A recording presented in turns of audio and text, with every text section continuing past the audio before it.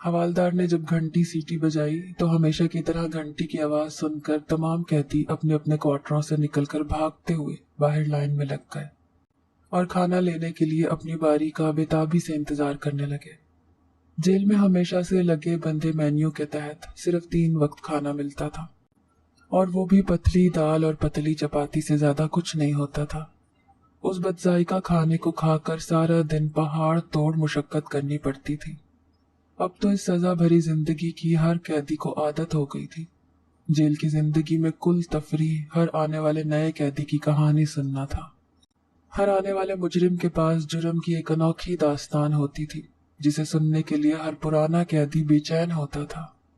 میں نے اپنے کھانے کی تھالی لیتے ہوئے چاروں طرف نظر دوڑائی تو آج بھی مجھے وہ نیا قیدی کہیں نظر نہیں آیا تھا۔ جب سے آیا تھا 2 دن کا بھوکا پیاسا پڑا رہا اور آج تیسرا دن تھا۔ میں یا کوئی دوسرا قیدی ترس کھا کر اس کے لیے کھانا لے جاتے تھے۔ آج پھر میں نے باورچی خانے سے الگ تھالی میں کھانا ڈلوایا اور جیل میں اندر کی جانب چل پڑا۔ وہ نیا قیدی زمین پر بیٹھا اب بھی کسی غیر مرئی نقطے کی طرف گھور رہا تھا۔ میں نے کھانا اس کے سامنے رکھ دیا اور کہا کہ یہ کھانا کھا لو ورنہ بغیر کھائے پیے یہ قید کاٹنی مشکل ہو جائے گی۔ دیکھتے ہی دیکھتے کچھ مزید قیدی بھی وہاں چلے آئے اور اصرار کرنے لگے کہ کھانا کھا لو۔ یوں ہم سب کے کہنے پر وہ نیا قیدی کھانا کھانے پر آمادہ ہو گیا۔ کھانے کے بعد ایک مرتبہ پھر ہم سب فارغ بیٹھے مکھیاں مار رہے تھے۔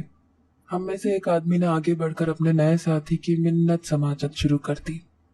دیکھو جیل کی اس زندگی میں ہمارے پاس واحد تفریح قصے کہانیاں سنانا ہی رہ جاتا ہے۔ انہی کے سہارے یہ قید کٹ رہی ہے، ورنہ یہاں کوئی انسان زیادہ دیر تک نہیں رہ سکتا۔ اپنے بارے میں کچھ بتا کر اپنا دل بھی ہلکا کرو اور ہمارا دل بھی بہلاؤ۔ وہ نیا قیدی کچھ دیر تو بیٹھا اس آدمی کی باتوں پر غور کرتا رہا اور پھر آخر کار اس نے اپنی زبان پر لگا تالا توڑ ہی دیا۔ بچپن میں میرا باپ ایک بڑے گھر میں مالی کا کام کرتا تھا اور مجھے بھی مدد کے لیے اپنے پاس لے گیا۔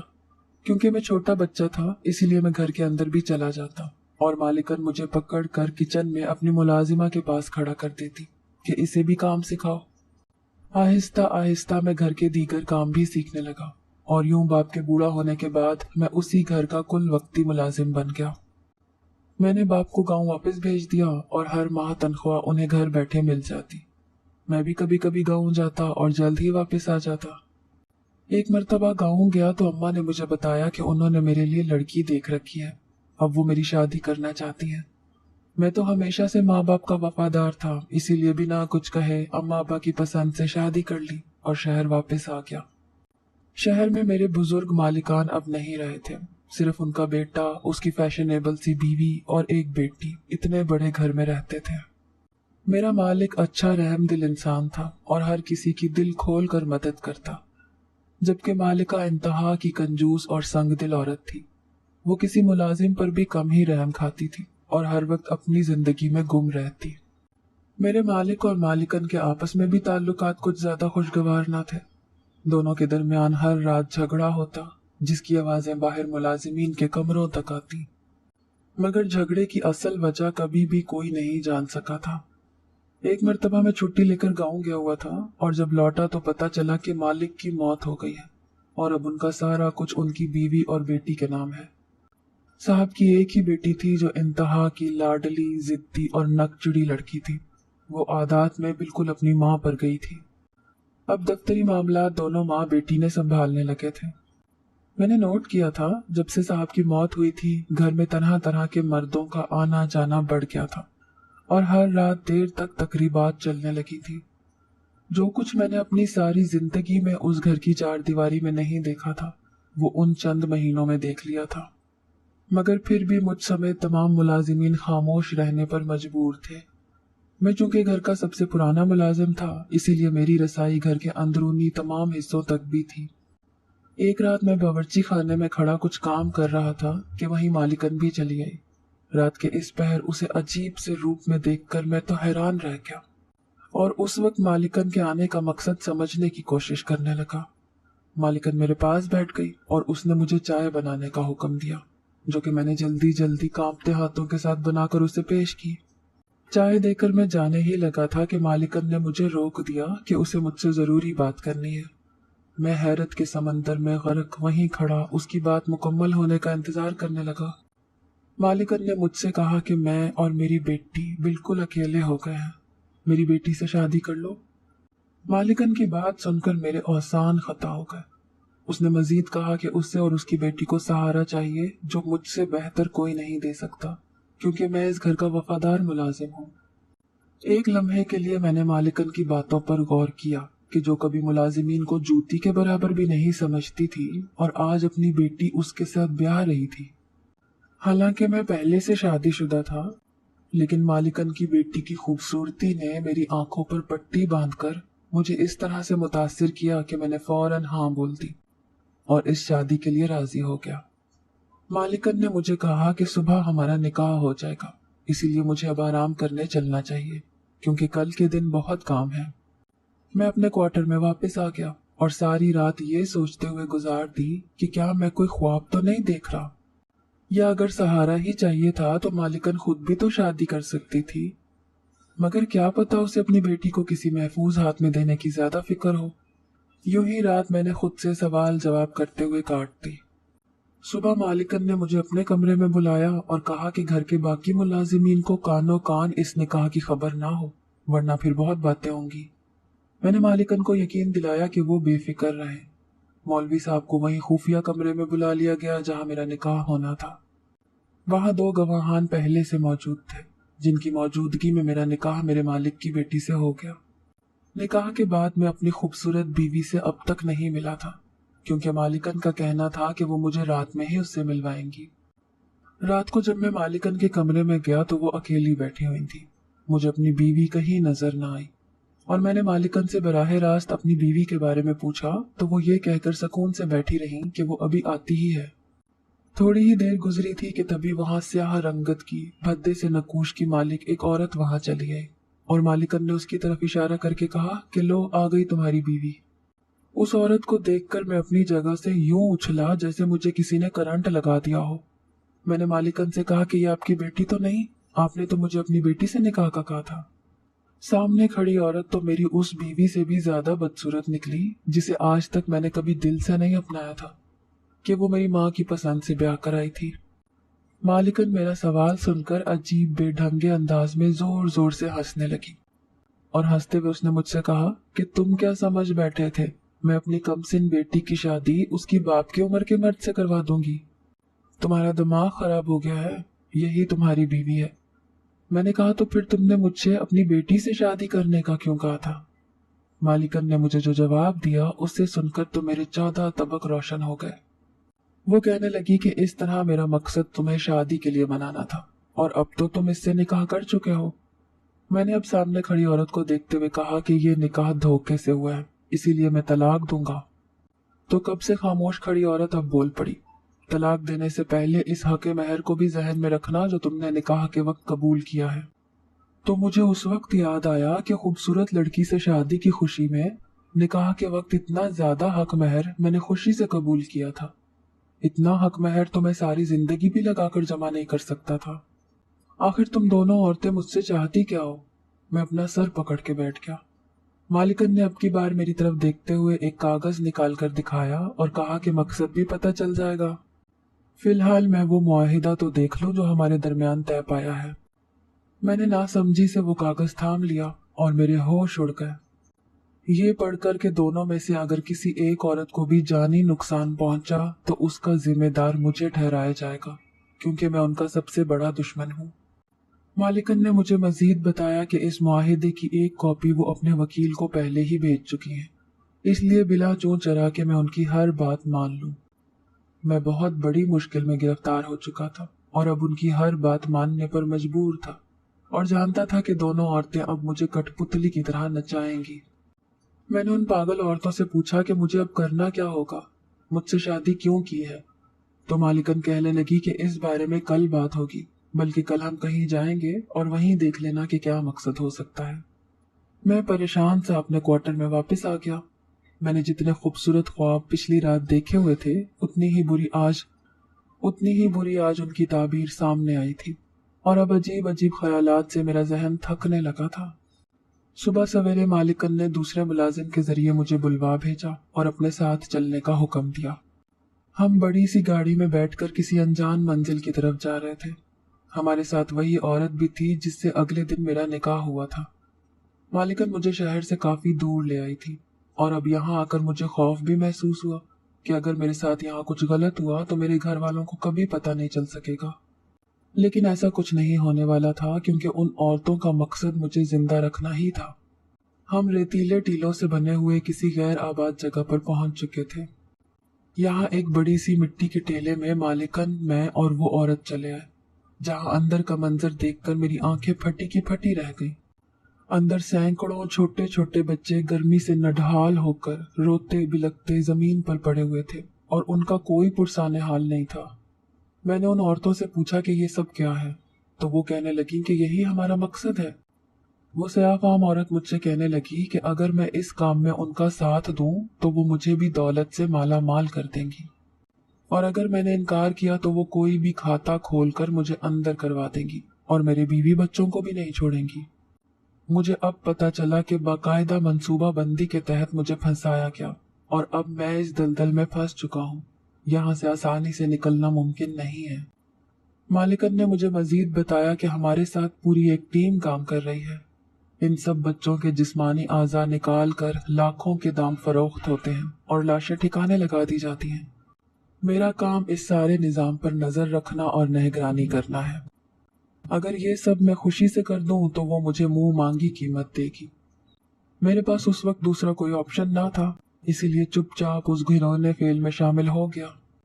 मुझे याद है कि कैसे रोजाना हमारे मुल्कों और शहरों में से लाखों बच्चे अगवा हो जाते थे और फिर उनका कोई नामो निशान तक नहीं पता चलता था।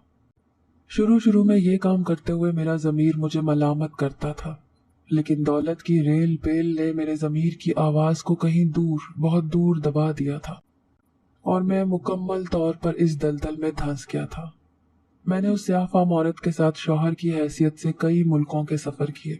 आहिस्ता आहिस्ता मैं उसके साथ ज़िंदगी में एडजस्ट हो गया था और हम दोनों को अब कुछ भी गलत नहीं लगता था।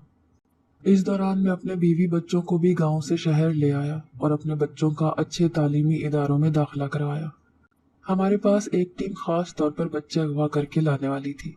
हम उनके जिस्मानी आज़ा निकाल कर उन्हें महफूज तरीके से बेचते, जबकि बच्चों को बेहोश करके उनके पेट चाक करके उसमें भारी तादाद में मंशियात मुल्क से बाहर ले जाते थे।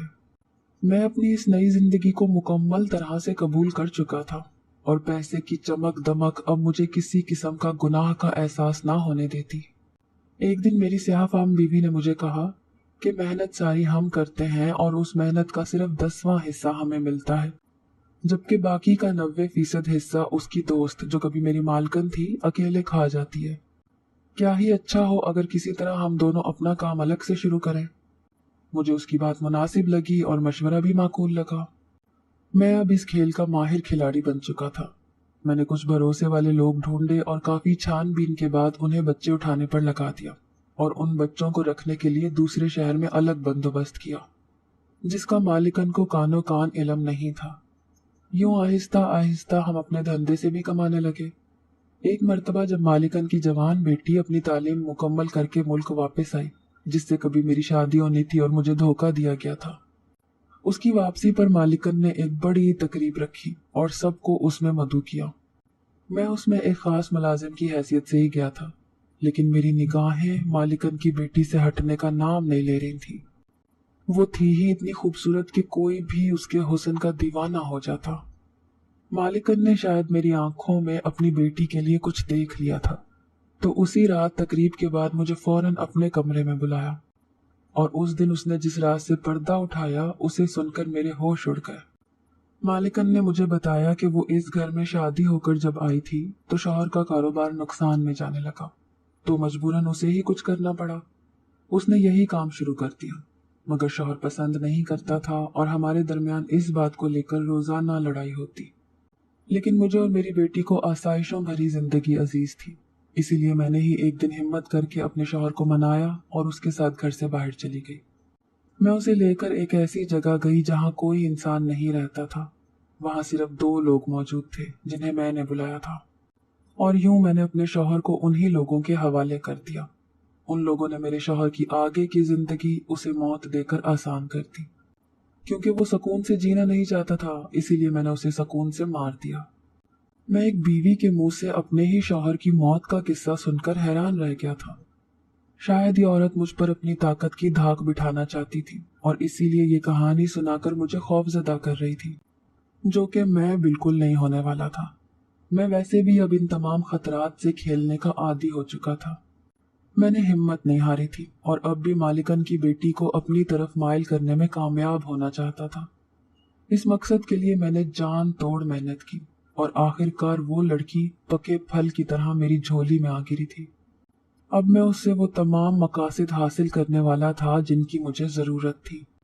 میں نے مزید سوچا کہ اس کم عمر دوشیزہ سے میں اور کون کون سے کام لیے جا سکتے ہیں، تو ان غیر قانونی کاموں کی ایک طویل لسٹ تیار ہو چکی تھی۔ سب سے پہلے میں نے اسے پیار کے جھانسے میں پھنسایا اور اتنی توجہ دی کہ وہ میری عادی ہو گئی۔ یہ کام میرے لیے کچھ مشکل نہیں تھا۔ میں نے اس پر اپنی محبت کا جال کچھ اس طرح سے بچھایا کہ وہ اب مجھے خود ہی شادی کا کہنے لگی تھی، لیکن ابھی مجھے اس سے بہت سے مقاصد حاصل کرنے تھے۔ میں نے اس کے سامنے شرط رکھی، اگر وہ اپنی ماں کی خفیہ تجوری سے وہ 2 معاہدے نکال لائے جنہیں وہ میرے خلاف استعمال کر سکتی ہے، تو پھر ہم دونوں کی زندگی آسان ہو جائے گی اور ہم شادی کر لیں گے۔ مالکن کی بیٹی نے ایسا ہی کیا جیسا میں نے اسے کہا تھا، اور ایک رات ماں کی چائے میں وہی نشہ آور دوا ملا کر اسے پلا دی جو میں نے ہی اسے دی تھی۔ یہ کام اتنا آسان نہیں تھا، لیکن اب کئی سال گزرنے کے بعد مالکن مجھ پر مکمل بھروسہ کرنے لگی تھی، اور اسے شبہ تک نہیں ہوا تھا کہ کوئی اس کی بیٹی کے ذریعے اس کے ساتھ یہ سب بھی کر سکتا ہے۔ مالکن کی بیٹی نے میرا نکاح نامہ اور وہ کاغذات لا کر میرے حوالے کر دیے۔ اب میں اتنی طاقت تو رکھتا تھا کہ کوئی بھی مجھے آسانی سے پھنسا نہیں سکتا تھا، اور میں یہ بھی جانتا تھا کہ اس جرائم پیشہ عورت نے کبھی بھی کوئی دوسری کاپی نہ بنائی اور نہ ہی کسی وکیل کو بھیجی۔ میں نے اپنا معاہدہ جلا لیا اور نکاح نامے کو اپنے پاس محفوظ کر لیا، کیونکہ اب میری دوسری بیوی میرے تمام جرائم کی پارٹنر تھی۔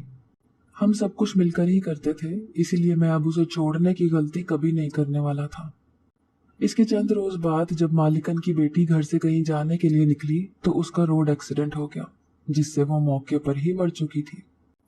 مالکن اکلوتی بیٹی کے غم میں نڈھال اور میں خوش تھا، کیونکہ بظاہر یہ سب ایک حادثہ نظر آتا تھا، لیکن اس کے پیچھے کسی کو بھی علم نہ تھا کہ اس ایکسیڈنٹ کے لیے میں نے کتنے دن پہلے تیاری کی اور مناسب موقع کا انتظار کیا۔ اب مجھے اگلے منصوبے پر عمل کرنا تھا۔ میں نے ایک دن اپنی بیوی کو کہیں لے جانے کے لیے بلایا اور اسے رات کی تنہائی میں لے کر گھر سے نکلا۔ کسی کو کانوں کان خبر تک نہ ہوئی۔ جب ہم قدرے ویران علاقے میں پہنچے تو میں نے کہا کہ گاڑی خراب ہو چکی ہے، اسی لیے مجھے نکل کر دیکھنا پڑے گا۔ میں گاڑی سے باہر آ گیا، مگر در حقیقت میرا مقصد کچھ اور تھا۔ میں نے گاڑی کی ٹینکی میں جلتی ہوئی ماچس کی تیلی پھینک دی، جس سے ایک دم شعلے بھڑک اٹھے اور گاڑی نے آگ پکڑ لی، جبکہ اندر بیٹھی میری بیوی کو چیخنے اور باہر نکلنے تک کا موقع نہیں مل سکا۔ اس کے بعد میں اپنے اسی پرانے کمرے میں آ کر سکون کی نیند سو گیا۔ صبح اٹھا تو مالکن میرے پاس آئی کہ اس کی دوست غائب ہے۔ میں نے لا علمی کا اظہار کیا تو وہ خود ہی اسے ڈھونڈنے نکل پڑی، مگر جلد ہی پولیس کو وہ گاڑی اور جلی ہوئی لاش مل گئی تھی۔ مالکن پولیس کے سامنے تو خاموش رہی، مگر اسے مجھ پر شک ہو گیا تھا کہ ان سب کے پیچھے ضرور میرا ہاتھ ہے۔ اب وہ مجھے پھنسانے کے لیے اسی معاہدے والے کاغذ کو ڈھونڈنے گئی۔ وہ اس جگہ ہوتا تو ملتا۔ مالکن جانتی تھی کہ اگر اس نے مجھے پھنسایا تو خود بھی نہیں بچ سکے گی، اسی لیے خاموش تماشائی بن گئی۔ میرے لیے بھی یہ اچھا تھا کہ وہ اپنی زبان بند رکھنے پر مجبور ہے۔ اس کے بعد وہ مجھ سے کبھی بھی کام سے ہٹ کر بات نہیں کرتی تھی اور اپنے کمرے میں ہی بند رہتی۔ اسے اپنی بیٹی اور دوست کا صدمہ پہنچا تھا۔ میں بھی اپنی زندگی میں خوش اور مطمئن ہو گیا تھا۔ ساری پریشانیاں بھی ٹل گئی تھیں اور دولت بھی خوب جمع کر لی تھی۔ میری اب باقی کی زندگی بہت پرسکون گزرنے والی تھی۔ میں ایک دن مالکن کے پاس گیا اور اس سے کہا کہ اب میں مزید اس کھیل کا حصہ نہیں بننا چاہتا، کیونکہ جس دھوکے میں انہوں نے مجھے پھنسایا تھا وہ تو اب ختم ہو چکا ہے۔ لیکن مالکن نے مجھ سے کہا کہ اگر میں اسے چھوڑ گیا تو وہ پولیس کو سب کچھ بتا دے گی، اور اس کا ویسے بھی اس دنیا میں اب کچھ نہیں ہے۔ لیکن میرا ایک خاندان ابھی باقی ہے۔ मैं एक मर्तबा फिर अपनी मालिकन की बात सुनने पर मजबूर था, मगर इस मर्तबा मैं इस खेल से निकलने का फैसला कर चुका था। मैंने मालिकन को कहा कि वो दूसरों के घरों में आग लगाते हुए भूल गई थी कि चिंगारियां उसके अपने घर में भी आ सकती हैं। अब तो उसकी अपनी बेटी भी मर चुकी है, इसीलिए वो ये काम छोड़ दे और बाकी की जिंदगी सुकून से गुजारे।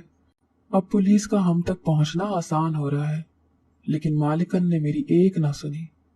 मैं वहां से चुपचाप वापस आ गया। अगली सुबह मेरी बीवी ने फोन करके बताया कि बड़ी बेटी स्कूल से वापस नहीं आई। मैंने ये बात जहन पर नहीं ली, क्योंकि मैं समझता था कि बच्ची है, किसी दोस्त के घर गई हुई होगी, और मेरी बीवी को वैसे भी जरा जरा सी बात पर परेशान होने की आदत थी। उसके बाद मैं घर पर राब्ता करना ही भूल गया, और रात में हमारे पास कुछ ताज़ा बच्चों के आज़ा आए थे। हम उन्हें ठिकाने लगाने लगे और सौदा करने में मसरूफ रहे। सुबह होते ही मैंने दोबारा घर पर कॉल की तो मेरी बीवी की परेशान आवाज सुनाई दी। बच्ची कल से घर नहीं आई, और तुम कैसे बाप हो जिसे फिक्र ही नहीं। मैं भागम भाग घर पहुंचा और हर जगह अपनी बेटी को ढूंढ लिया, मगर वो कहीं नहीं मिली। 3 दिन बाद मालिकन ने मुझे कॉल की कि पुरानी बॉडीज ठिकाने लगानी है, इसलिए मेरा आना जरूरी है। मैं मालिकन की आवाज सुनकर किसी अनजाने खौफ से कांप गया। जाने मुझे क्यों ऐसा लगा कि ये औरत मुझे कोई खामोश पैगाम दे रही है। मैं उसी लम्हे उन वीरान तहखानों में गया जहां ये मुर्दा बॉडीज मौजूद थी, और ये देखकर मेरी चीखें निकल गई और आसमान सर पर टूट पड़ा। उनमें से एक मेरी ही बेटी थी। इतने अरसे से मैं जो लोगों के जिगर के टुकड़े छीनता आ रहा था, आज अपनी औलाद को देखकर यूं लगा मेरा किसी ने कलेजा निकाल दिया। मैं अपनी बेटी का मुर्दा जिस्म देखकर पागल सा हो गया। मुझे कुछ दिन पहले अपने कहे अल्फाज याद आने लगे जो मैंने मालिकन से कहे थे। मैं भी तो औरों के घर में आग लगाता आ रहा था, और खुद कैसे बच सकता था। मेरी बेटी की अजियतनाक मौत ने मुझे नीम दीवाना सा कर दिया था। मैं अब मजीद इस आग की लपेट में नहीं आ सकता था। मैंने खुद थाने में हाजिर होकर एसएचओ को अपने सारे जुर्म बताए, और मालिकन को भी पुलिस उठाकर जेल में ले गई।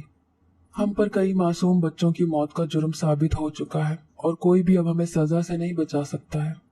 मैं अब इस जेल में पड़ा हूँ और अदालत से अपनी सजा के आने का मुंतजिर हूँ। मैंने जो कुछ किया है, मैं उसके लिए दुनिया और आखिरत दोनों में सजा से बच नहीं सकता।